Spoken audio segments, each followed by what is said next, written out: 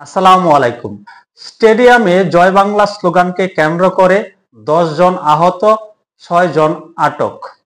গতকালকে চট্টগ্রাম স্টেডিয়ামে এমন ঘটনা ঘটেছে জয় বাংলা স্লোগানকে কেন্দ্র করে।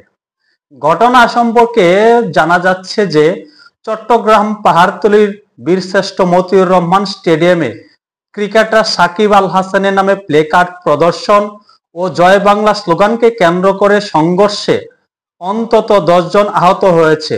পুলিশ ঘটনাস্থল থেকে 6 জনকে আটক করেছে। যারা জয় বাংলা স্লোগান দিয়েছে তাদেরকেই সেখান থেকে পুলিশ আটক করেছে। তাদেরকে বলা হচ্ছে তারা নিষিদ্ধ ঘোষিত ছাত্রলীগ কর্মী, ছাত্রলীগের নেতা, তাই তাদেরকে গ্রেপ্তার করা হয়েছে। আর সেই সংঘর্ষে আহত হয়েছে জুলাই যোদ্ধা এনসিপির নেতারা। এদিকে জাতীয় নাগরিক পার্টি এনসিপি দাবি করেছে আহতরা তাদের সংগঠনের কর্মী।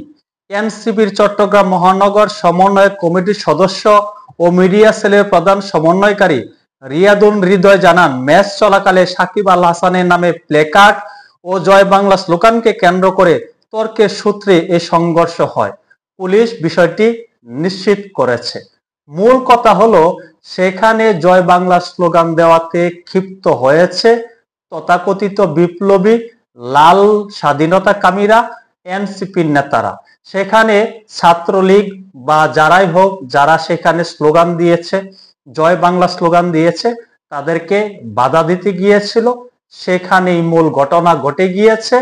সেখানে বেদরক পিটুনি খেয়েছে এই বৈষম্য বিরোধী নেতারা, এনসিপির নেতারা, জুলাই যোদ্ধারা। একেবারে গণদোলাই যাকে বলে সেটি দিয়েছে। সেখানে জয় বাংলা স্লোগান কারা দিয়েছে সেটা কিন্তু এখন পর্যন্ত প্রমাণিত না। তারা কি আসলেই নিষিদ্ধ ঘোষিত ছাত্রলীগের কর্মী নাকি সাধারণ মানুষ, সাধারণ কোনো শিক্ষার্থী? তবে সেখানে ধস্তাধস্তির ঘটনা ঘটেছে, মারধরের ঘটনা ঘটেছে, হাসপাতাল পর্যন্ত যেতে হয়েছে, জুলাই যোদ্ধাদেরকে আহত করা হয়েছে, বেদরক পিটুনি খেয়েছে, গণদোলাই খেয়েছে। তদন্তের পর বোঝা যাবে আসলে কারা দোষী।